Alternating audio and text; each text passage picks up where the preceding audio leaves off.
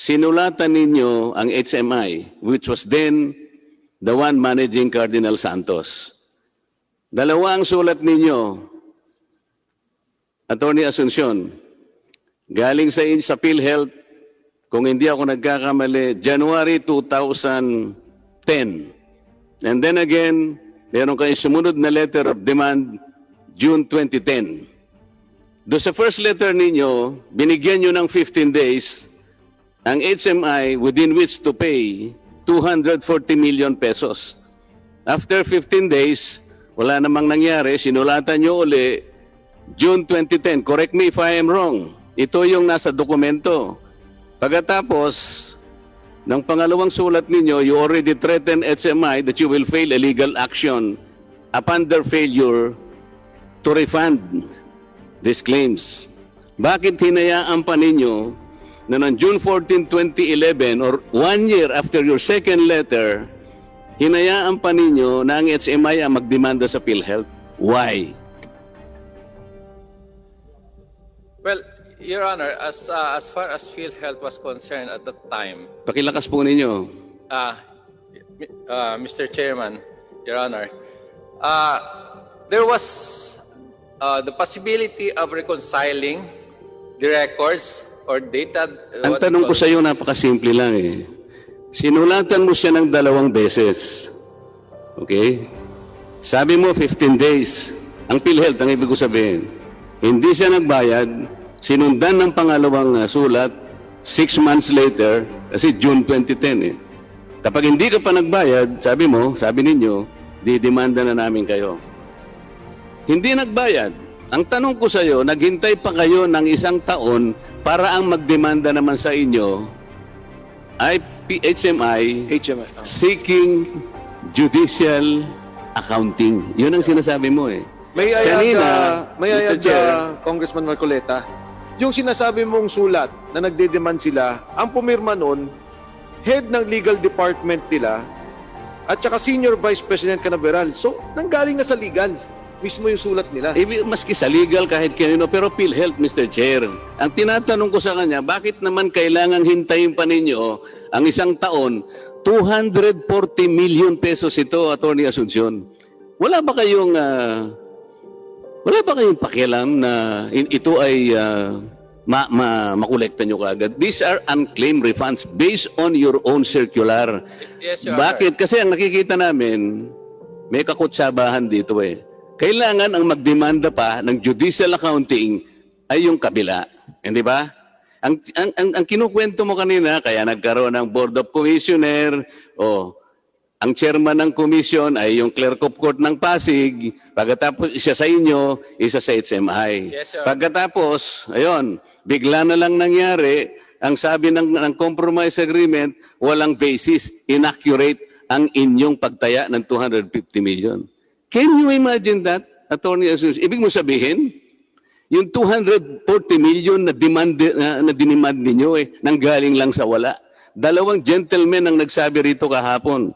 It was based on an initial joint accounting and reconciliation between HMI and PhilHealth.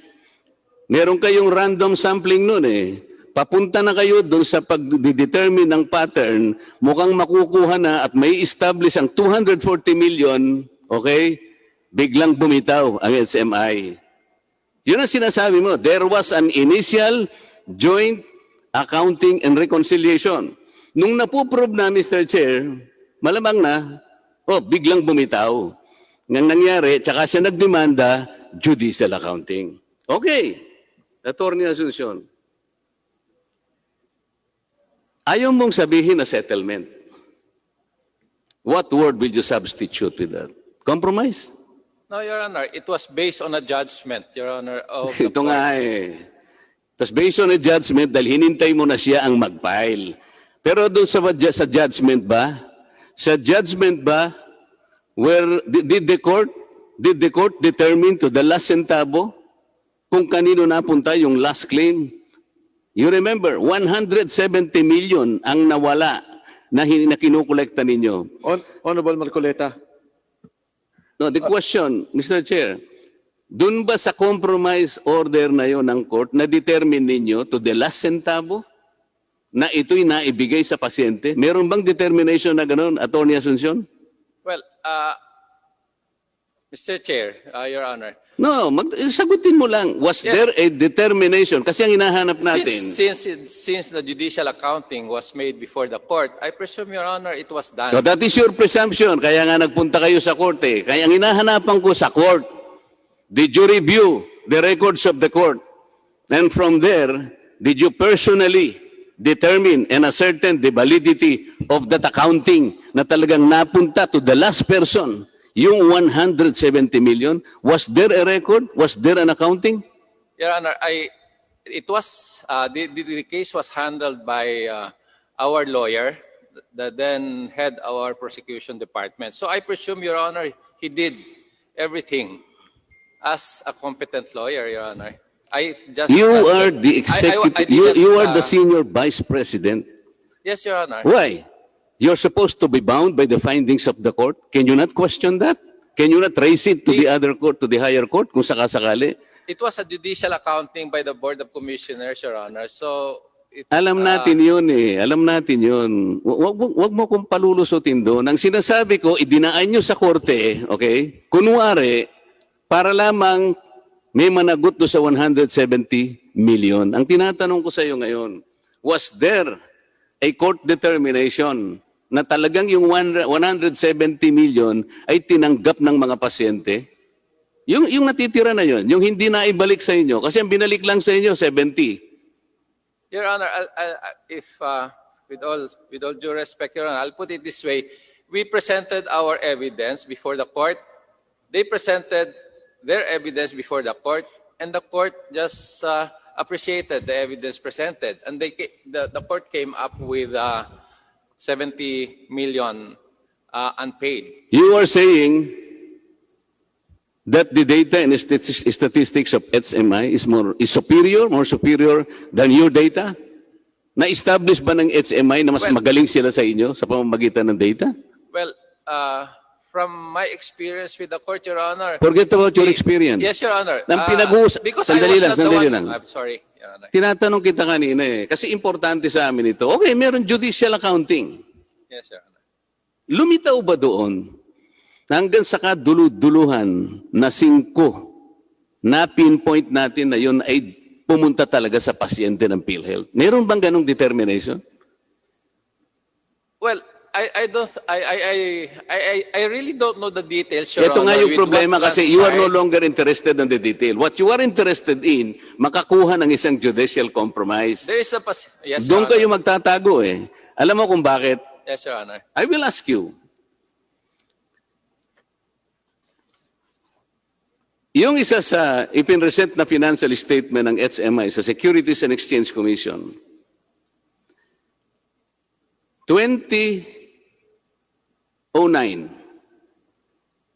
meron siyang ina-admit na liability sa mga pasyente niya, 143 million. Ito yung hindi pa niya naibibigay. In 2010, merong admission ng HMI to the extent of 117 million na utang niya sa mga pasyente. Alam ninyo, totoo ito eh. Sarili nilang statement ito eh. Pero pumayag pa rin kayo sa 70 million. Hindi mo man lang ginamit itong statement na to, which is an admission in court by HMI. Silang nag-amin nito, Attorney Asuncion.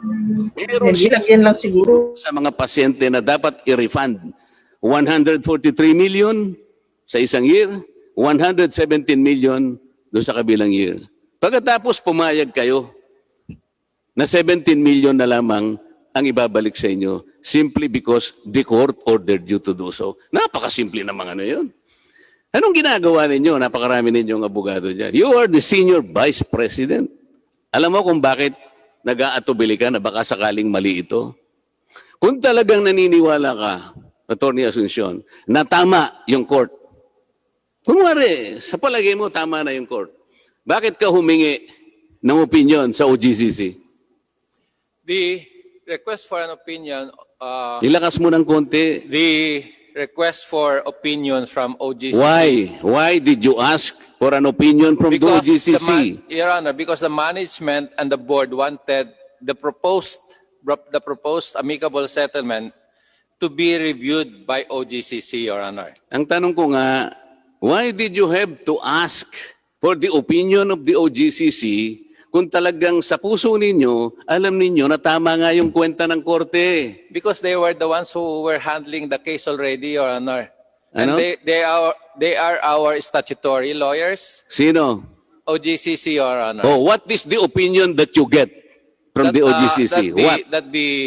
That the proposed compromise agreement together with the amendments that the PhilHealth Board wanted to incorporate Kakabulol-bulol ka na were naman. reasonable. Ang No, Your Honor, tinatanong were ko sa iyo, reasonable. when you sought the decision And, from the OGCC, yes. ano ang binigay niyang opinion? Alam mo? Yes, Your Honor. What is the opinion The extended opinion- to you? the opinion Kasi of the sumulat ka OGC. sa kanya eh. Yeah, the opinion of the OGCC was the terms and conditions of the draft compromise agreement aptly protects the interests of PhilHealth. That was the opinion given, Your Honor. Pakiulit mo, medyo maganda yung pagkakasabi mo. Okay. Sabihin mong mabuti. The opinion that was given by OGCC was that the compromise agreement that was presented to them for their review aptly protected the interests of PhilHealth, Your Honor. So, ang malaga, it actually protected the interests of PhilHealth.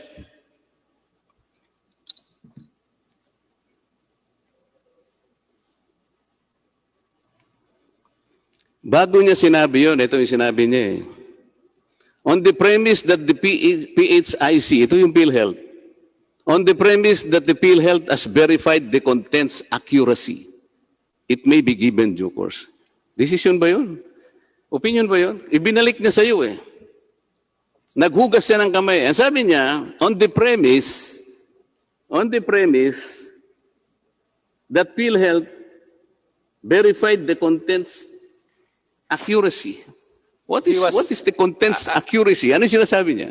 The OGCC was referring to our final report, Your Honor. Okay. Binalik niya lang sa iyo eh. Wala siyang ginawang opinion kung legal o hindi. Binalik niya lang sa iyo. Sabi niya, kung inaakala mo na okay na to, pwede na. Yun ang desisyon niya eh. Tama? Does that protect the interest of Your PhilHealth? Honor, if I may, Your Honor, Hindi, tinatanong, does that kind of legal opinion yes, Your protect Honor. the Yes, Your interest? Honor, because they signed also the No. compromise agreement. Sa inyo niya binalik eh, on condition, on the premise kanya, that you verified the content. Kayo rin eh. Yes, Your Honor. Hindi kayo nag-verify. Ang sinabi niyo lang, ito simply the compromise. Ito yung sinabi ng korte. Ganun lang kasimple. So you are now comfortable because it passed upon the court, okay? And the OGCC provided the nihil obstat and the imprimatur, okay na. But, pera ng taong bayan ito, attorney. Pera ng taong bayan. Kaya nga tinatanong kita kanina sa content and accuracy na sinasabi mo eh. Importante na mapalitaw natin hanggang sa kahuli-huling sentimo at piso ng 170 million kung talagang naibigay nga sa pasyente. Because that is very important. Bigla na lamang kayong pumayag ng ganun-ganun na lang. Bakit? Ganun na ba kagaling yung korte na yun, RTC? I think there was no, Your Honor, there was no claim on HMI that they have already given the balance to the members. O yun na Your nga Honor. eh. So what? Nasaan ngayon? Hindi mo hahanapin? What I'm saying, Your Honor, is that the 240 was found by the court to be inaccurate. O edi kayo, So edi puro... that's the reason why. O, paano ngayon? Ano ngayon ang mukha ninyo? Attorney The court Asuncion, found it inaccurate, Mr. Chair. Ano ngayon? Puro kayo mga executive, senior vice president? no, Attorney Asuncion, I'd like to follow up dun sa point ni Honorable Marcoleta. Yes, Your Honor. HMI mismo nag-admit eh. Meron silang problema sa mga pasyente nila. Yun ang nire-raise niya sa SEC. Sila mismo, sa papeles nila, sinasabi nila, meron silang 117 million, Honorable Marcoleta. Sinabi ko na sa kanya, Mr. Yes, Chair. 143. So, Sila mismo inamin nila, Mr. Chair. Kaya nga kinukonfront ko siya doon eh. Kahit na doon sa 143 million na lang siguro because they themselves admitted na may pananagutan sila sa pasyente to the extent of 143 million. Yes. Pero pumayag ka sa 70 million. Nasaan? Nasaan ang pagpoprotection nyo sa tao, sa pera ng tao? Ito yung problema. You were the senior vice president. Yes, Your Honor. What? The handling Huwag lawyer, kang Your Honor, umingiti, was- attorney. the Ha? handling Pangiti-ngiti lawyer, ka na Your naman Honor. eh. I'm sorry, Your Honor. Is there something funny here? Your Honor, the way I look at it, It's not the way you look at it. yes, Your Honor, that You do not have the right to render an opinion here. Tinatanong ka lang. This is a factual issue, attorney. Okay? Yes, Your Honor. Ang tinatanong natin, ganun ba kayo kabilis na sumurrender? Unang-una, napatunayan namin kahapon do sa dalawang sumagot dito that you had a valid basis for claiming 240,000. Because PMI o HMI and PhilHealth nagkaroon ng joint reconciliation and accounting. Tinuloy-tuloy yun. Nung malapit na sa gitna na nai-establish na yung 240 million, bumitaw ang HMI. For no reason at all. And then afterwards, siya ngayon ang nag-file ng judicial accounting. Ganun naman kayo kapresko lang. Ganun lang ang ginawa ninyo. So nasaan ngayon ang protective ability ninyo na sinupin, alagaan, proteksyonan ang pondo ng PhilHealth? Isinurrender ninyo ang 170 million so easily dahil pinadaan mo sa korte. Pero ang korte walang record na may bibigay sa Kongresong ito for our consolation na yung kadulu-duluan ng 5 centimos na yun o pisong natitira ay ibinalik o na-benefit ang pasyente. Walang record na ganun, Mr. Chair. Attorney Asuncion, hindi ba ikaw din ang Executive Vice President nung suspendihin yung perpetual succor? no, Your Honor. When was it Hindi ba ikaw? Nasa record suspended, eh. Your Honor? Honorable Marcoleta, before we proceed to that issue, Hindi, tinatanong ko lang muna. Sige. Iklaro lang natin, dito po sa Board of Commissioners, sino po nag-represent sa PhilHealth? Attorney Bautista, Your Honor. Nandiyan pa siya sa PhilHealth ngayon, Mr. Chair. Where is Nasaan Attorney si Dean Bautista? Bautista? Attorney Bautista, Where is Attorney Bautista, Dr. Pargas? Attorney Pucalan. Who represented HMI? it was, the lawyer then was Attorney Darwin De Leon, and the commissioner that was appointed by the President was Attorney Dean Voltaire Bautista. Okay. Simple lang po tanong, Attorney Asuncion, babalik lang po ako doon ha. Sinabi na ulit ni Congressman Marcoleta, binanggit na rin po to. Bakit po nandito sa papel nila na may utang talaga sila sa pasyente, hindi lumabas? I don't think there's not enough evidence yung binanggit nyo po. Dahil mismong sa ebidensya ng HMI, klaro. Hindi lamang yan, Mr. Chair. Siyam na taon na sa hawak ng HMI ang perang sinisingil nyo. Paano yung interest? Paano yung alimbawa in-invest ni Congressman Barbers? 240 million. 9 years. Hindi ba kikita rin sa bangko yung pera na yun, Attorney Asuncion? I suppose you know. Halimbawa, kami dalawa ni Kong Boying, pinagkatiwala sa amin 240 million pesos. Nilagay namin sa bangko. Kikita ba yun, Attorney Asuncion, o hindi? Simpleng bond, halimbawa, Kikita treasury bonds. Kikita, di ba? O pinautang namin kay Attorney Kabatbat. May interest siya sigurong ibibigay sa akin. Pero kinompromise mo ng 70 million, yung interest na kikitain ng pera o yung investment potential nun, kinalimutan ninyo o hindi?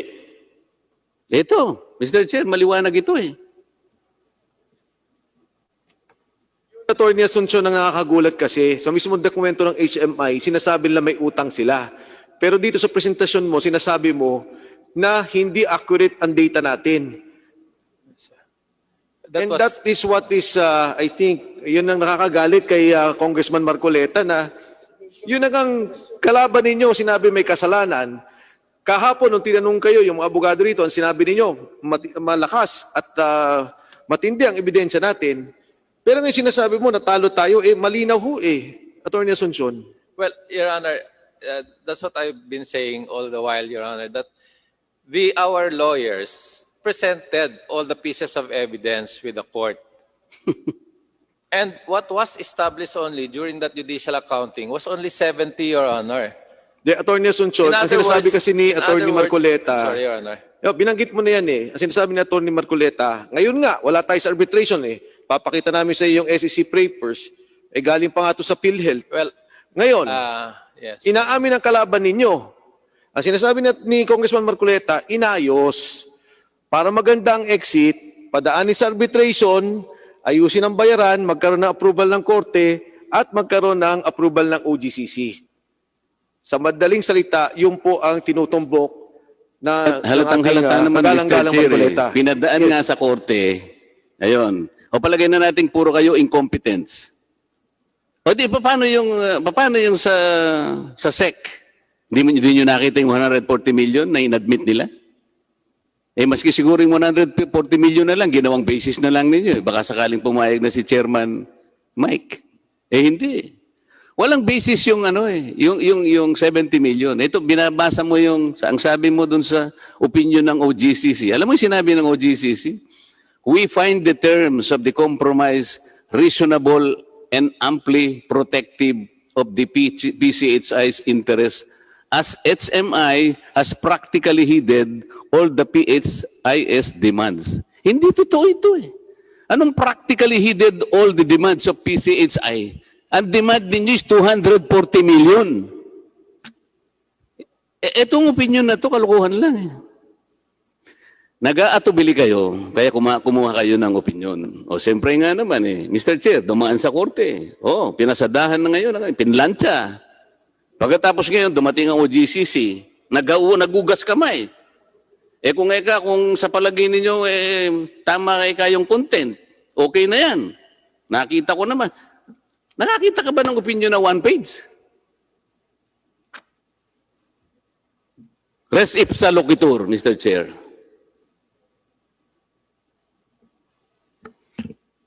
Attorney Asuncion, would you like to reply to all the messages, to all the manifestations? Well, insofar as that piece of document is concerned, Your Honor, I don't have any idea if it was presented by our counsel as part of our evidence, Your Honor. Attorney Asuncion, kung sakasakali I don't po, know exactly what you are referring to, Your Honor. kung sakasakali po dahil ito ay pera ng gobyerno at kayo po ang nag-approve dito para maaprubahan na rin po sa board, di po ba? Your Honor, what was required at that time are the supporting documents for each and every unclaimed refund, Your Honor. The entry in that document does not actually, I don't know, it does not actually refer Attorney to Asuncion, wag na po tayo mag-argue kung ano yung nangyari sa dokumento. Your Honor. Yes, Attorney Asuncion, ako po kasi ayoko na makipag-argue sa inyo doon sa dokumento na lumabas. Kasi sa akin, yung inyong mismong kalaban nagsabi na may utang siya sa kanyang mga pasyente. Ang pinupunto ko lang ho dito, pondo to ng gobyerno. At isa po kayo sa mga nag-aproba dito, kasama na po dito siguro yung mga kung saan man kayo kumuha pang approval. Now, to my mind, Attorney Asuncion, this will be a major case to be decided by the committee. At Yes, alam sir. nyo po na this is plunder. And this would constitute plunder. So, Attorney Asuncion, I'd just like to refer to you na mabigat po talaga itong kaso para sa amin. Mr. Chair, can I wind up? Yes, go ahead. Attorney Congressman Marcoleta. Asuncion, nung ikaw ay nagsaserve na Senior Vice President, ang member ng Board of Commissioner, si Dean Bautista, wala ka bang supervision sa kanya? Well, I was monitoring the case, Your Honor. You were monitoring the Yes, case. Your Honor. And Kasi kung aaminin mo na sabi ng court, inaccurate ang demand ninyo, gawa-gawa nyo lang ba yung 240 million? Ang PhilHealth ba, bilang isang government Corporation. Gawa-gawa lang ba yung 240 million? What was I was after, Your No, Honor? tinatanong kita, pwede bang i-assume mo na gawa-gawa lamang yung 240 million? Kasi sabi ng korte, inaccurate, walang basis. After we have presented all the Kaya evidence, nga, Your Honor, attorney, lumalabas, walang basis ang 240 million, gawa-gawa nyo lang. Ganun ang implication eh. Tama? that was the finding of the court, Your Honor. Sumagot ka ng matino. Gawa-gawa lang, hindi ba? Sabi ng court kasi walang basis eh. Inaccurate. 70 lang ang na-prove eh. Eh di ba lumilitaw gawa-gawa? Hindi ko kayang aminin yun. PhilHealth, isang napakalanging institution, 200 billion a year institution, Mr. Chair. Gagawa ng demand na 240 million. It is based on thin air. Inconsistent ang sagot mo, attorney. Hindi gawa-gawa yun. Kanina nga sinabi ko sa'yo, there were two Attorney Pucalan, isa ka sa nagsabi kahapon, hindi ba? You were here yesterday. Yesterday or Monday? Sir, I think it was Attorney Villegas. Kasama ka, dito ka nakaupo nung isang araw eh. Si Attorney Villegas, nandyan. Ikaw dito ka eh. Nandito ka eh. Dalawa kayo, you confirmed the validity of the 240 million. Ngayon, hindi mo sasabihin ulit, magsisinungaling ka? Ano? Attorney Pucalan?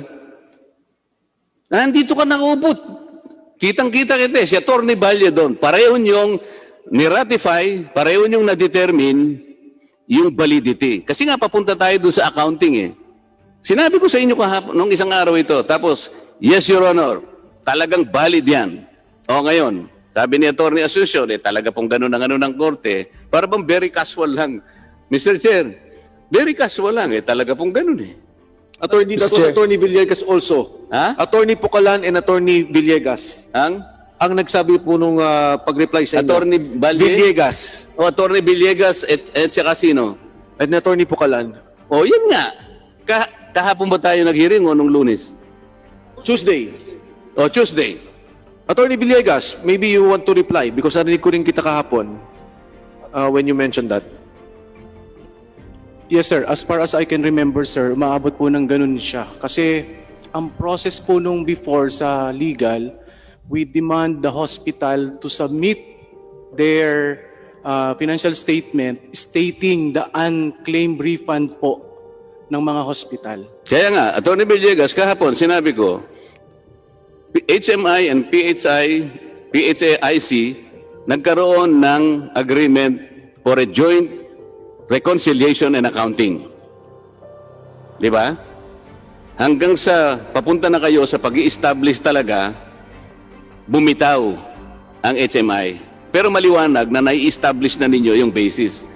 And you and Attorney Pucalan categorically testified that there was a very valid basis for that demand letter of PhilHealth. Didn't you say that? Attorney Villegas. Yes, sir. As far as I can remember, sir. Ayan, Attorney Asuncion. Dalawa na abogado ng PhilHealth na nagsabi na may batayan yung 240 million. Ngayon, sasabihin mo sa amin, talaga pong ganun eh. Yun po yung napatunayan po ng korte. Ito yung mahirap eh. Di sasabihin mo ngayon, o di gawa-gawa lang. Sabi mo kanina, opo, ganun ang implication, gawa-gawa lang. So sino ngayon? Gawa-gawa nung dalawang pinagpipitagang abogado ng PhilHealth, gawa-gawa nila yon? In demand letter? Before you reply, Attorney Asuncion, Attorney Pucalan, we have not heard you on the record.